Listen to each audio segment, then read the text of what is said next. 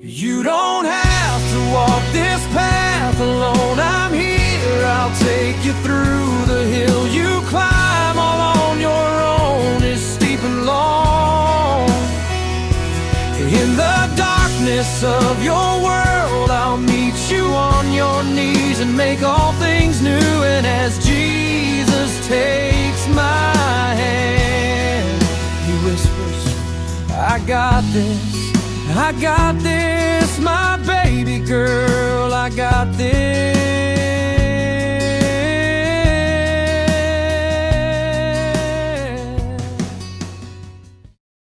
Hey there. I wanted to pop on here before we begin our podcast today to give you just a little information and background on our special guest. Have you ever had someone that God places in your life for a season, and then years later, seemingly out of nowhere, he brings them back into your story? That's exactly what happened with today's guest. More than 30 years ago, Naomi Fricke and I worked together at Life University in Marietta, Georgia.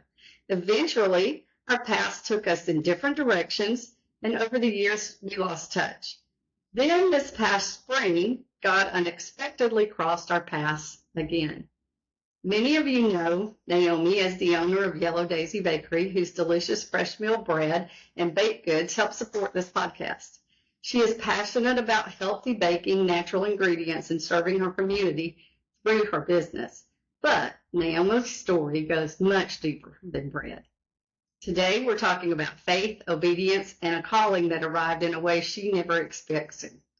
Years ago, Naomi was already the mother of a son, Alexander, when she learned that a relative was pregnant and placing the baby for adoption after birth. As Naomi prayed, she began to feel God stirring something in her heart, a sense that the child might be part of her own family.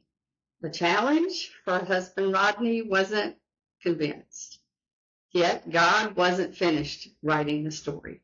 Today, Naomi shares how God prepared her heart, guided her steps, and ultimately blessed her family through adoption. She'll fill in many of the details because, quite honestly, I can't wait to hear the whole story myself. So, settle in, grab a cup of coffee or maybe a cinnamon roll from Yellow Daisy Bakery, and join us for a conversation about trusting God's leading, even when the destination isn't clear. This is Manna-Festation, trusting God for today, and here is my conversation with Naomi. Before we dive into your story, you know the meaning behind manifestation goes back kind of to the book of Exodus and how God provided for his children in the wilderness. And we often associate that when we read that with bread. So, question I always ask my guests, what is your favorite kind of bread? Oh my gosh, I love all kinds of bread. But I really think that I love like the Italian loaf with the cheese and the Italian seasoning in it. I really think that is my favorite.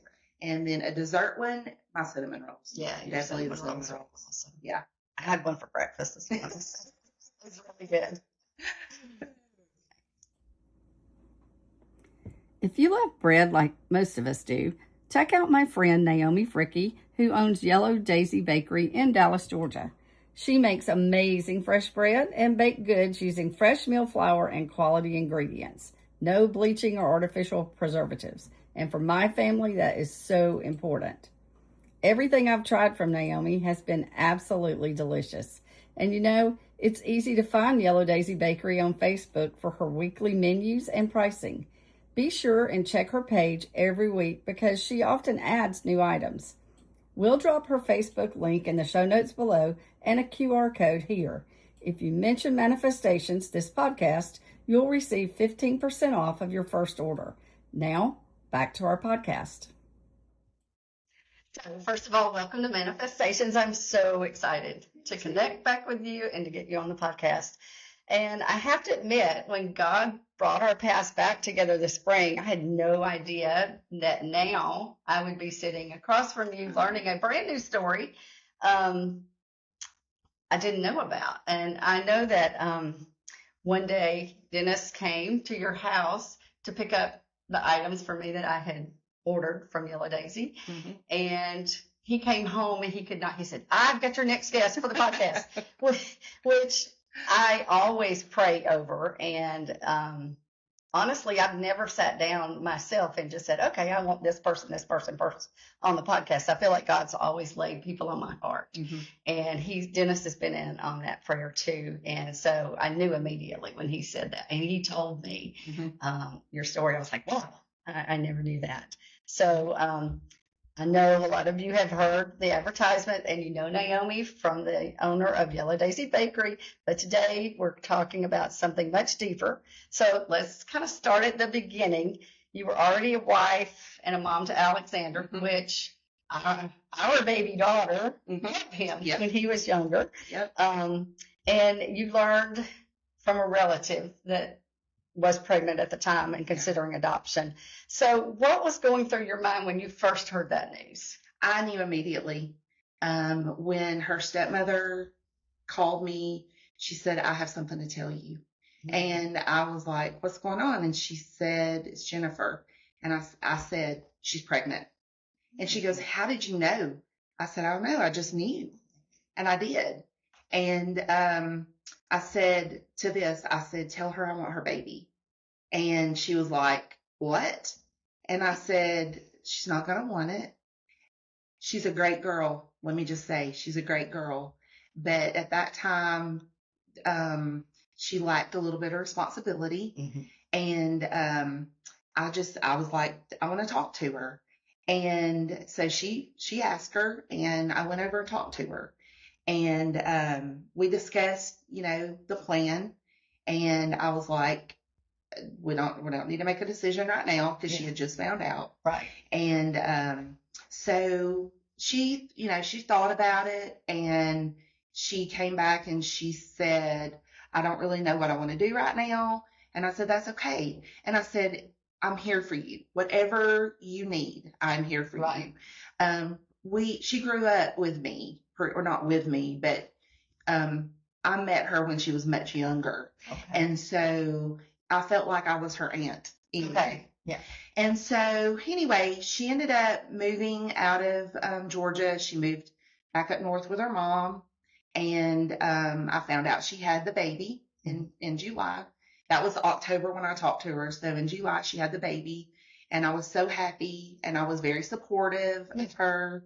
And then she contacted me in October. I was teaching preschool at First Baptist Church Kindergarten in Dallas. Mm-hmm. I had my elbows up with shaving cream. The kids were playing with shaving cream, and I had it all over me. And I got a text, and she said, I can't do it anymore. Do you want him? Oh, and I cried, because I still knew. You knew. So you knew in the beginning, just something in your spirit told you. Yeah. Wow. Yeah. Yeah. It was amazing. But then I got scared, because I'm like, Rodney didn't know that I had went and talked to her. Yeah. And what year was this? This was in 2010. Okay. It was in 2010 when I talked to her. Mm-hmm. So he was born July of 2011. So then I had to come home and tell Rodney. And I'm like, I don't know how I'm going to do that. And so I did. I come home, and his response was no. Yeah. Definitely no. We're not interested. You don't know what she's been into. I knew she's a good girl. Yeah. She's a good girl. I knew there was nothing wrong. I knew in my heart, in my soul, that nothing was wrong. So, yeah.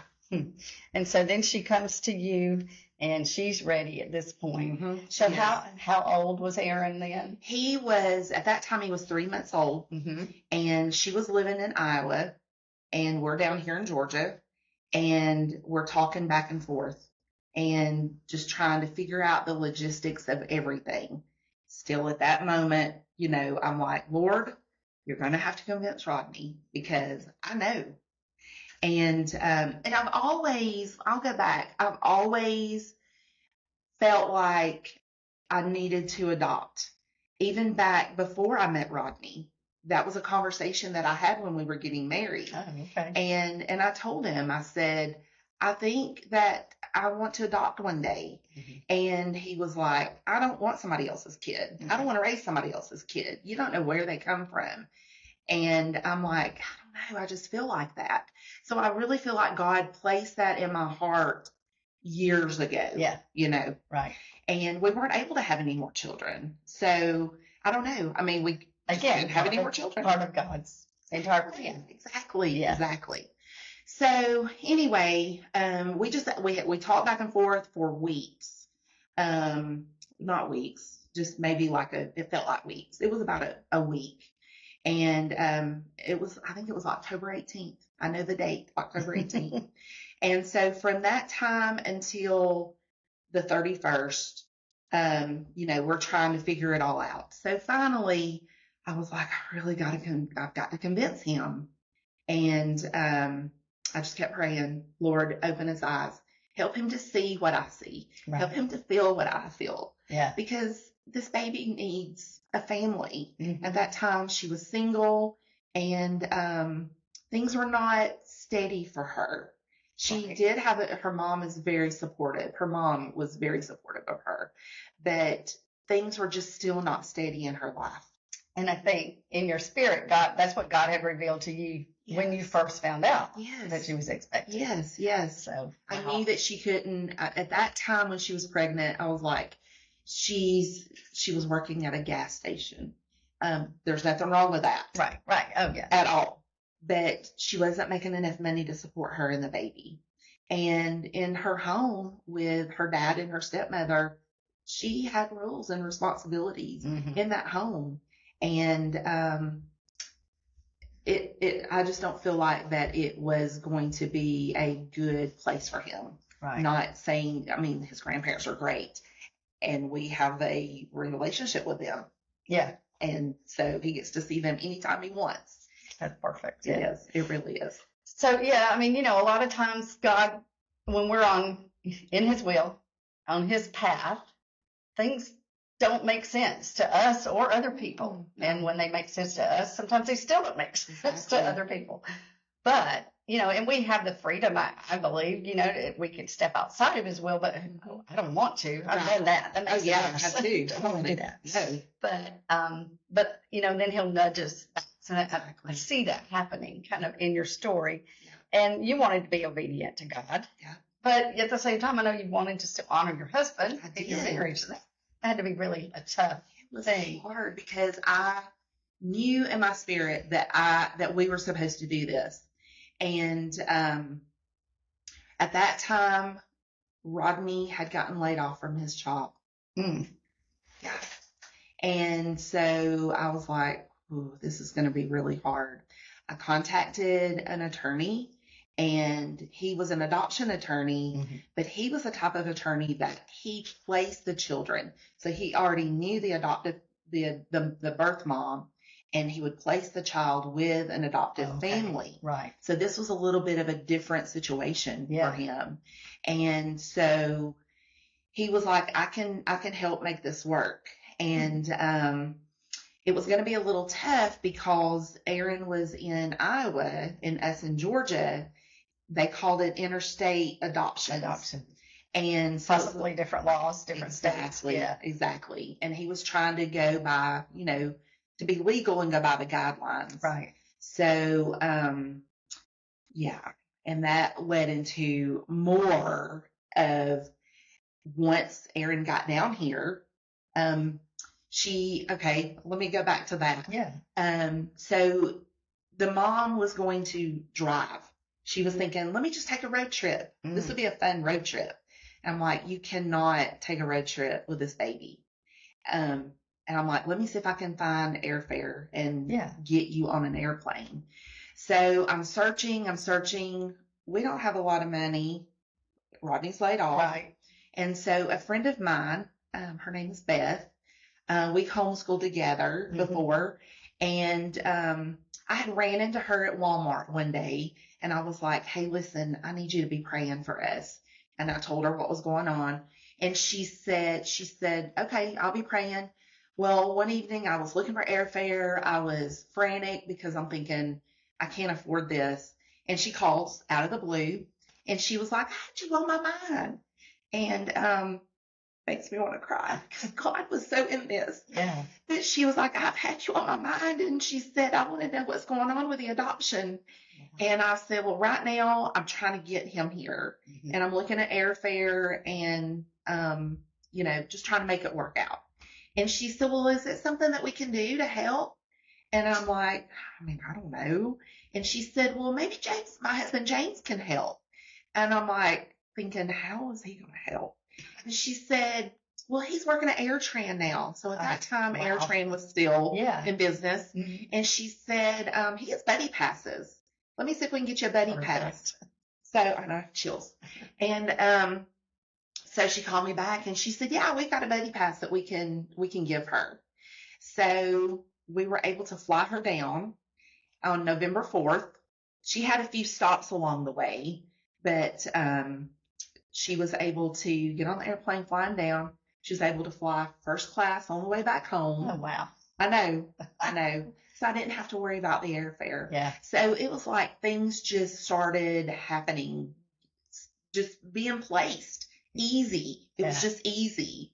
And so we met her at the airport, and she had him in a stroller, and I looked down at him, and he laughed. Oh, wow. And I was like, instant connection. Yes.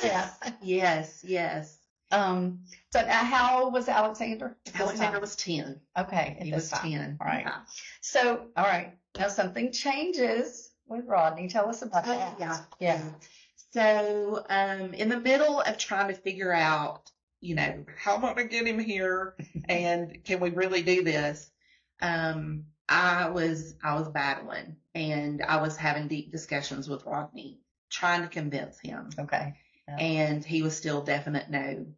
So, that year, it was in 2011, the movie Courageous came out. Mm-hmm. By the Kendrick brothers. Yes. And let you know that was one of Aaron's favorite movies. Wow. Yeah. So we went to the theater to see it in Hiram, and we come out of the movie and Rodney's crying, and he said, "Call her and tell her we want him." Wow. Yeah. And I was thinking, oh my gosh, he went from full circle, So you kind of knew immediately that God's at work here. And Yes. So yeah, I called her and I was like, okay, let's do it. Mm-hmm. And then started looking for the airplane ticket to get him down here. I know. That is, it's just amazing when God doesn't just answer our prayers. Sometimes he exceeds them. Yes. Because sitting in the movie, you didn't have to prompt anymore. God just did it. Opened it up. He Right. did. Wow. He did. I've always, when I talk to God, and I said this way back in the day when I taught Sunday school to youth kids. I'm like, sometimes I feel like I need that answer, and I second guess a lot. I'm always the second guesser. Wishy-washy. I think they all.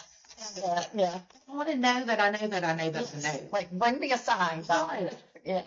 I was like, Lord, Yes. throw a brick from heaven Exactly. and write it down what I'm supposed to do. Mm-hmm. And the Sunday school class was like, Miss Naomi, what if it hit you in the head?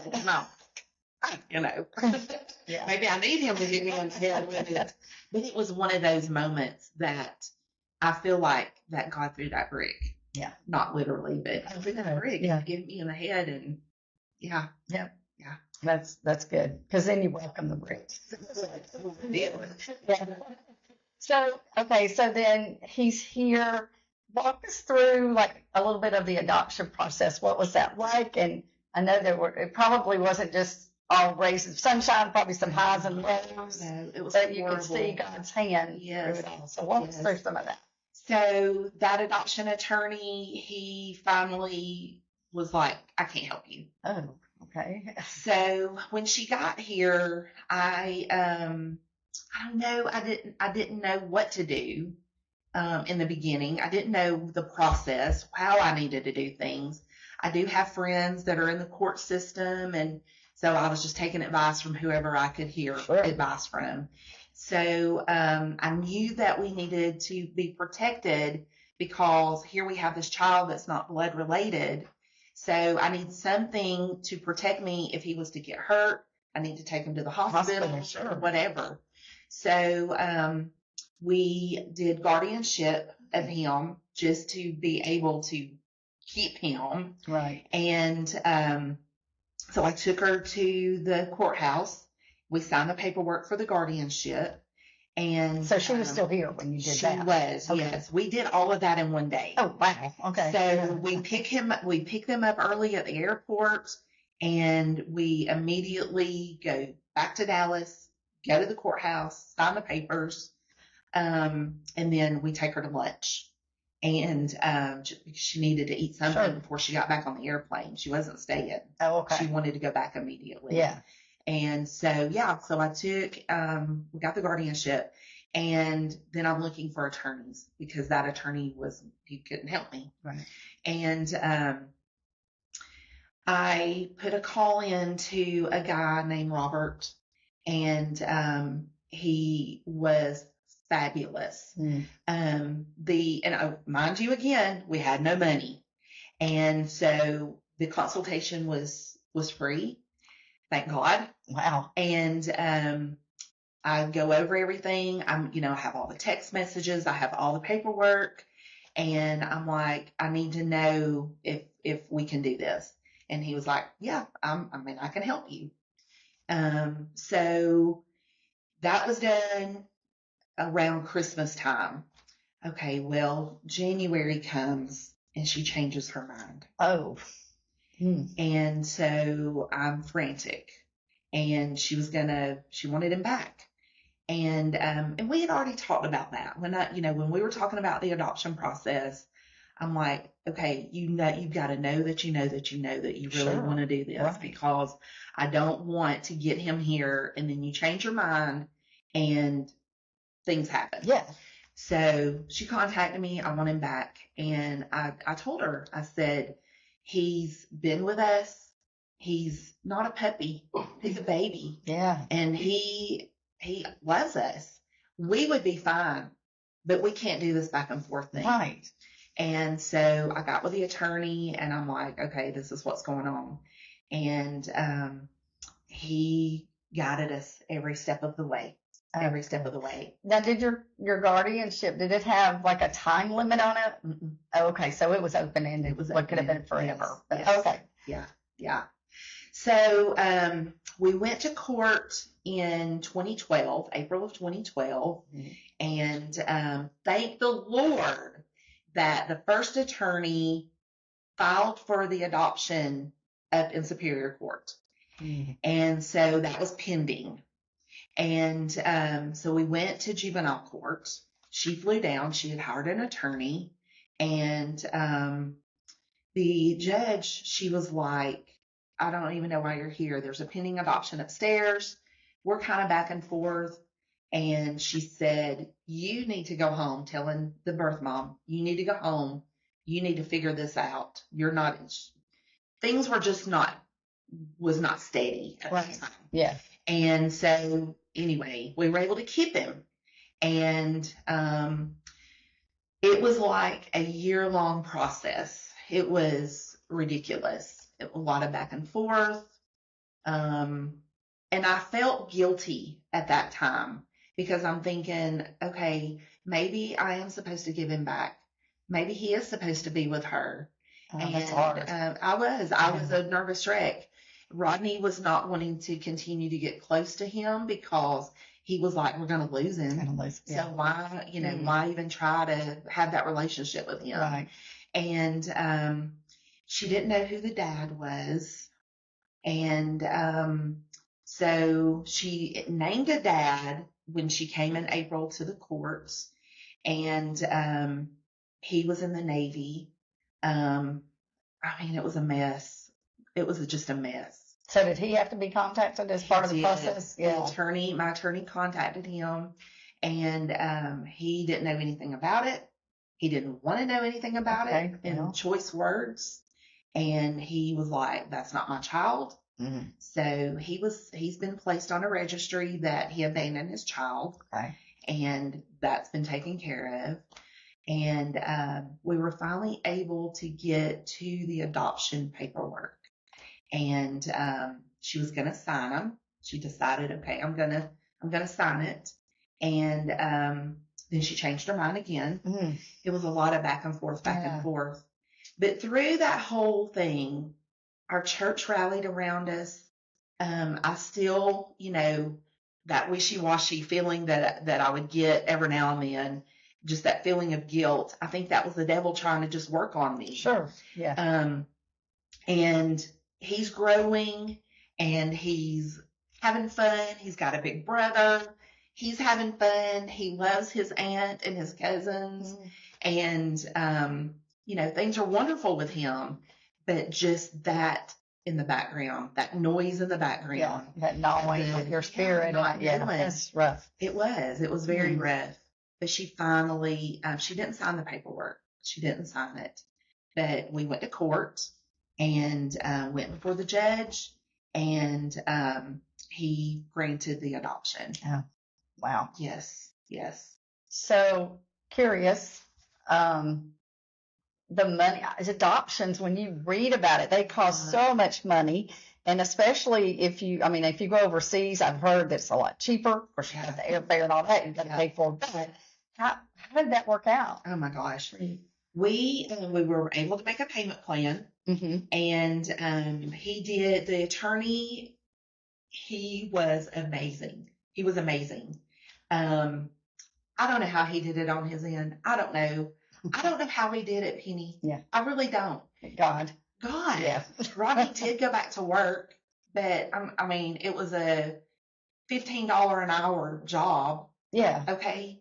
And so money was very tight. I went back to work, and so I was working some, and the biological great grandmother, this was her dad's mom. She was very supportive of the adoption. She gave us some money. Wow. And not much, but she gave us money. Right, yeah. And I don't know, God did it. I look back and I'm like, I really don't know how we did. Which there are so many things in our life that he just does. Yeah. And sometimes I think we do get caught up in, well, how did you do that? How did that work? We don't need to do that. That's a thank you, God. Yeah. That's all we got to do. Yeah. Just be thankful. And that's it. After it was all said and done, I'm like, how do we do this? Where's the money? Yeah. Yeah. It just came. He stretched it. Yes. He stretched it. Just like the fish and the loaves and making it work. Exactly. Yeah. So now the adoption's gone through. So tell our listeners and me a little bit about Aaron. What's he like? Some of the things that make you smile as his mom. So he's sorry. No, that's fine. He's an amazing child. He is an amazing child. So at the time that we were adopting him, we were attending a church. I was the organ player. I didn't ever know how to play the organ. I taught myself to play the organ to play for church. I did not know that. Yes. That's in common too. I did not know that. Yeah. So I would play the organ, and there was another family there that had a child that was a few months older than him. And they would play in the corner of the church. It was a small church at that time because we were in the middle of finding property to build. So it was in this little brick building in Burnt Hickory. And when I would get done playing the organ, we would turn the bench over and just corral them in that little corner, and they would play while the preacher preached. So he's been raised up in church, and he loves the Lord. He's a missionary for God. Wow. And he invites all his friends to church. That's so cool. He makes sure, Mom, can I invite Riley to come to church with us tonight? And I'm like, sure. And then it was, let me invite Caleb. Let me invite this. Let me invite this one. He's 14 now. And a couple of years ago, he went to a camp that our church that we go to now takes the kids to. Yeah. And he came back a totally different child. Wow. He was a good kid, before, but he came back a totally different child. He's in the Bible. That's his reading material. He hates to read. That's awesome. Yeah, but that's his reading material. and he's learning scriptures. We were at church on Sunday, and the preacher started in Psalms 1, and he's sitting there beside me, and he's quoting the scripture as the preacher is reading it. Wow. Oh my goodness, yeah. And he, I said yesterday, or day before yesterday, I made a post about him cutting grass for the neighbor, and I was like, he's got better morals and values than I do sometimes, because he's, not constantly, but he'll say, Mom, that person can't help that. Wow. So he's got a tender heart, and he loves everybody. That's so awesome. And so how's the relationship between Alexander and Aaron? I mean, did that come together good? It really did. Alexander was an only child for 10 years. Mm-hmm. And he wanted to be an only child. And the thought of being, having this baby come, at first he was like, no, I don't want a brother. No. Mm-hmm. Yeah. But he'd always said, I wouldn't mind having a sibling because I want to be an uncle. Not because I want a brother. I want to be an uncle one day. Okay. And so, it was a little uneasy feeling for him. Mm-hmm. But he has been the best big brother. Wow. He has. And they're still close. Yes, they are. They are. That's awesome. They really are. And you homeschool? I do. Now? Homeschool. That's a calling in of itself. Oh my but goodness. that is so awesome. Yeah. So are you with a group that you We homeschool are. with? We are. That's good. We joined a group when Alexander was homeschooling, Mm-hmm. and we've been with them for years. Yeah. Wow. Yeah. So from hearing about him and your story with him as a baby and praying, the waiting, the trusting, and now the young man that he's become, what has God taught you about your own faith through all this journey? Oh my goodness. Like I said, I'm so wishy-washy. And, but during that whole thing, and I'll tell you this, our family, both sides, they were not supportive at all. My mom was like, after the adoption before. or just before? Okay. And I went to my mom and I was like, I think we're going to try to get her baby. Mm-hmm. And she was like, you don't need to do that. And you're crazy to be doing this. And, with Rodney not working, his family was like, what are you thinking? Yeah. But I just knew that I knew. And it's that faith that you really, like Hebrew 11, you know that there's a God out there. You have to have that faith that he is with you and walking beside you. And you just have to believe. It's just that belief. It is. And that belief, I think, gets stronger because you have a relationship. I was listening to a podcast the other day where they, I think it was Priscilla Shire. She was talking about you can't know what God's will is for you if you don't know what his voice sounds like to you. And yeah, it's not audible. Right. But, had never been to me. Right. But it's so strong, and here it feels like it's audible. Yes. And I know clearly. But that's because I know his voice. That's it. That's it. And I've always questioned that for myself. People say, oh, I heard the Lord. And I would think, I heard the Lord. And I'm like, I'm saved. And I have a relationship, but I don't think I've ever heard the Lord. But I heard the Lord on this. Yeah. I did. And it, like you said, it wasn't audible, but it was that in my pit of my stomach that I knew that I knew that I knew. And I know a lot of times we do think, God, I need you to hang a poster on the wall that says, yes, do this, don't. And that's not the way he works, because that wouldn't take faith. Exactly. And we have to have faith, but I think he does, when we pray for it, give us that confirmation, which is what happened in the movie Courageous. Exactly. Who would have thought in the middle of a movie theater that he comes out? Because you weren't sitting there during the movie discussing it, so God was working on him. Exactly. That is such an awesome story. For him to change his mind. Yeah. Wow. Yeah. So for our listeners, what would you say to somebody listening today who feels God maybe stirring their heart towards something, but they can't begin to see how it's all going to work out?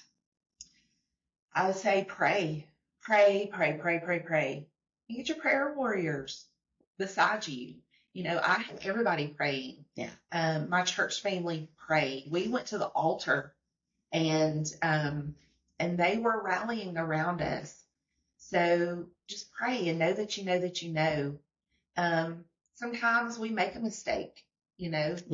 and but if you just trust Him, He will direct it and show you, and things will fall into place. Right. He doesn't say the path is easy, because it's not. His path with Aaron was so hard. It was so hard, and the back and forth, just like I said, I felt like that at one time I'm like, well, maybe I really should give him back. Everybody was hurt. Family wasn't supporting us. Rodney's side was not supporting us. Yeah. They were mad. And it was hurtful because, we needed their support mentally.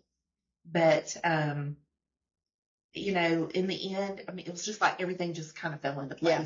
And that wasn't something that you had to fix. You couldn't have fixed their opinion of it. No. But I think that's where God talks about, the greatest commandment is love. And you just continue to love each other and let Him work it out. Exactly. And God did. When Aaron came to us, and we went for our first family, it was Thanksgiving. Everybody fell in love. You couldn't help but not love him. Yeah. Because he was such a funny baby. When we first got him that first night, Rodney was like, now, he's not going to sleep with us.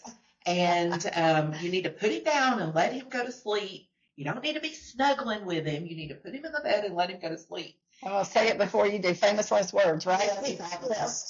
And so, I laid him in his crib and I'm singing to him and he's laughing at me. And I'm like, oh my goodness. He still laughs at me when I sing. Yeah. This is beautiful. And I think, your story reminds us that God is always working even when we can't see it. I know there were so many times where are you really? Did I hear you right? But He prepares our hearts, and then He opens the doors, and He writes stories that we could not begin to script ourselves. And sometimes He gives us the whole answer, but more often than not, it's take this step, and I'll show you the next, because it's manna for today, just like the children in Israel. He didn't give them a month's worth of food. It's one day at a time. I'm glad I didn't wait 40 years, though. Yeah. Wandering around. And 4 days seems like a lot to sometimes. I can't imagine 40 years. Wow. Well, we're going to have an ending prayer, and then I'll come back and close this out. Lord, thank you for the reminder that you are faithful through every generation. Thank you for hearing the prayers whispered over hospital beds, spoken in church pews, prayed in quiet homes, and carried even through years of waiting. For every listener today walking through uncertainty, remind them that you are near, you are good, and you still provide daily manna. We love you, Jesus, and we trust you for today. Amen. Amen. So thank you again for sharing with us on Manna-Festation.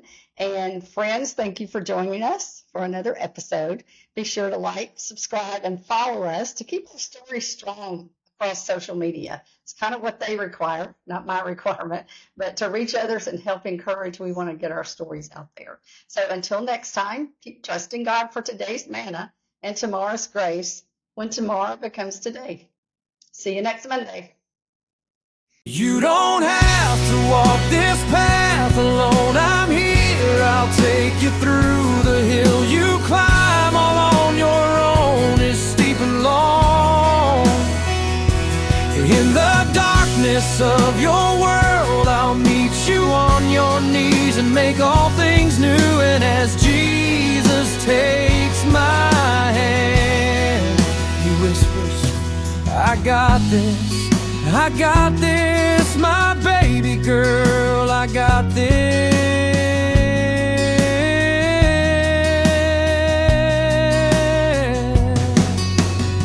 As I stepped into that grand old room, the memories flashed in my mind.